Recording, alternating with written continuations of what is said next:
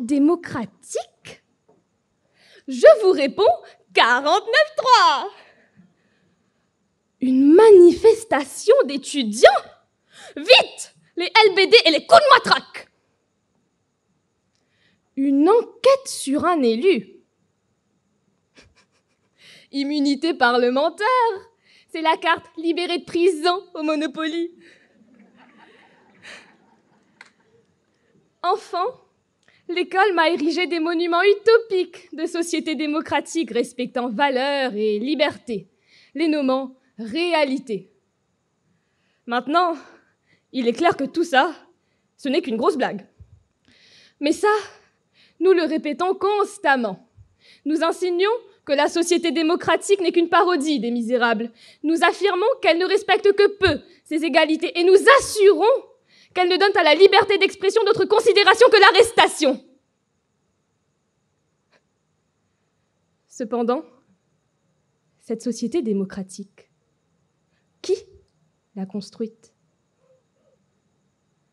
Alors que ces condamnations se tissent dans nos esprits, nos regards se tournent naturellement vers les institutions et gouvernements.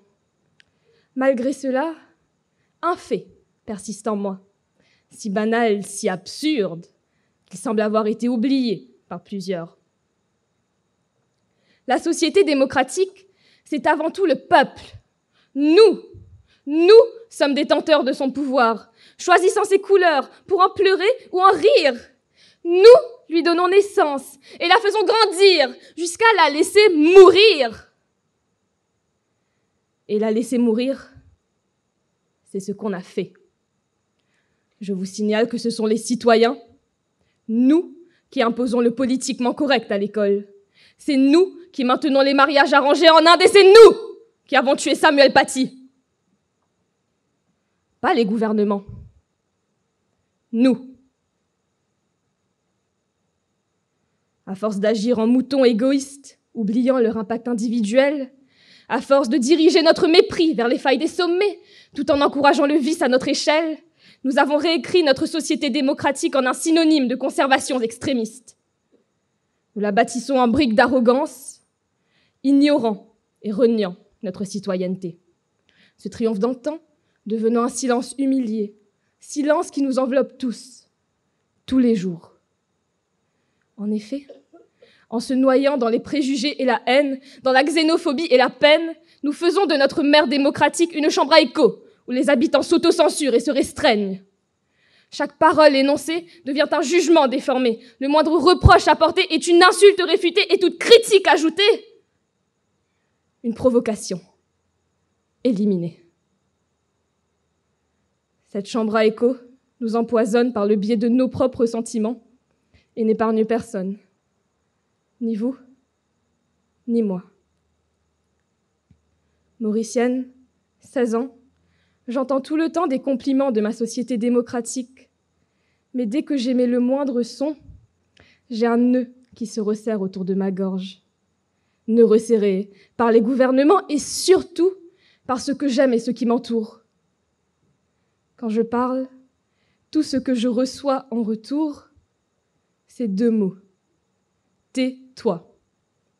Des membres de ma famille, tais-toi. De mes amis, tais-toi. Des passants, tais-toi. Tais-toi. Après toi, Maurice, le mot d'or, c'est silence. Donc je me tais. Comme ce marchand de glace, maltraité pour avoir diffusé une chanson trop provocatrice. Tout le temps. Tais-toi. Tais-toi, tais-toi, tais-toi, tais-toi, mais tais-toi! Tais-toi. Il n'y a plus rien à dire, puisque je ne peux plus rien dire. Est-ce ce que vous voulez? Un monde défini par l'hypocrisie silencieuse du peuple? Notre hypocrisie silencieuse? Pas moi. Je refuse que cette parole muette devienne une obligation. Cher public, je m'appelle Dipal Molou. J'habite une île dont certains ignorent l'existence. Vous ne me connaissez pas. Dans la masse universelle, je suis insignifiante. Mais j'ai une voix Une voix qui rêve de s'étendre au-delà du silence pour partager ses espoirs. Cette voix rêve d'une société démocratique réalisant enfin son étymologie. Elle rêve de l'unité libre et honnête de citoyens voulant améliorer leur monde. Elle rêve. Oui, ma voix rêve. Parce qu'au final, plus qu'une censure corrompue, c'est ça la société démocratique. Une voix qui rêve d'être écoutée.